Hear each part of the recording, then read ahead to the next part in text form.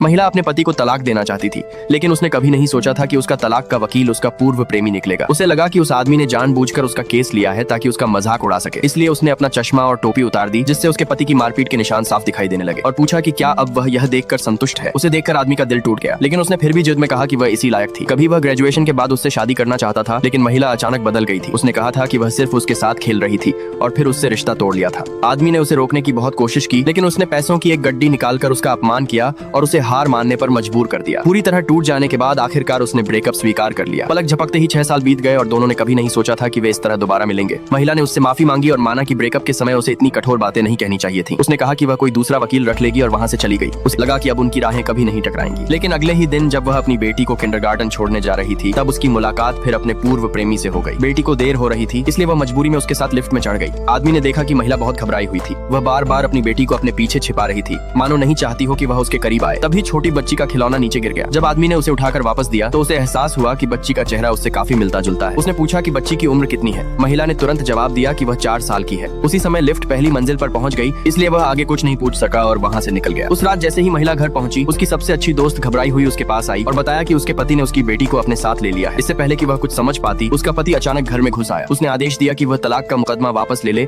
और अपने संबंधों का इस्तेमाल करके उसकी कंपनी को आगे बढ़ाने में मदद करे। फिर उसने याद दिलाया कि अगले दिन उसकी माँ का जन्मदिन समारोह है और उसे सबके सामने एक खुशहाल पत्नी होने का नाटक करना होगा। अपनी बेटी को वापस पाने के लिए महिला के पास उसकी बात मानने के अलावा कोई दूसरा रास्ता नहीं था। लेकिन समारोह के दिन उसकी मुलाकात फिर अपने पूर्व प्रेमी से हो गई। अब वह एक मशहूर और सफल वकील बन चुका था, इसलिए उसका पति बड़े उत्साह से उसका स्वागत करने लगा। आदमी ने मुस्कुराते हुए कहा कि दोनों पति पत्नी एक दूसरे से बहुत प्यार करते हुए लगते हैं। पति उसके व्यंग्य को समझ नहीं पाया और हंसते हुए बोला कि तलाक की सारी बातें सिर्फ अफवाह है। उसी समय आदमी ने अचानक महिला को अपने साथ डांस करने के लिए कहा। महिला मना करने ही वाली थी कि उसके पति ने खुद उसे उसकी ओर धकेल दिया, क्योंकि वह इतने प्रभावशाली वकील से संबंध बनाना चाहता था। डांस करते समय आदमी ने उसके कान में फुसफुसाकर कहा, अगर तुम मेरी प्रेमिका बन जाओ तो मैं तुम्हें तलाक दिलाने में मदद करूंगा। महिला ने तुरंत इनकार कर दिया, क्योंकि वह उसे अपनी परेशानियों में नहीं घसीटना चाहती थी। लेकिन आदमी ने उसकी बात का गलत मतलब निकाल लिया। उसे लगा कि वह अभी भी अपने पति को नहीं भूल पाई है। गुस्से में वह वहां से चला गया। समारोह खत्म होने के बाद महिला को अचानक आया का फोन आया। आया ने बताया कि उसकी बेटी को तेज बुखार हो गया है, लेकिन उसका पति उसे अस्पताल ले जाने की अनुमति नहीं दे रहा। यह सुनते ही महिला घबरा गई। वह तुरंत उस आदमी के पास पहुंची और बोली, अगर आप मेरी बेटी को बचा लें तो मैं आपकी प्रेमिका बनने के लिए तैयार हूँ। जब आदमी को पता चला कि छोटी बच्ची को जबरदस्ती बंद करके रखा गया है,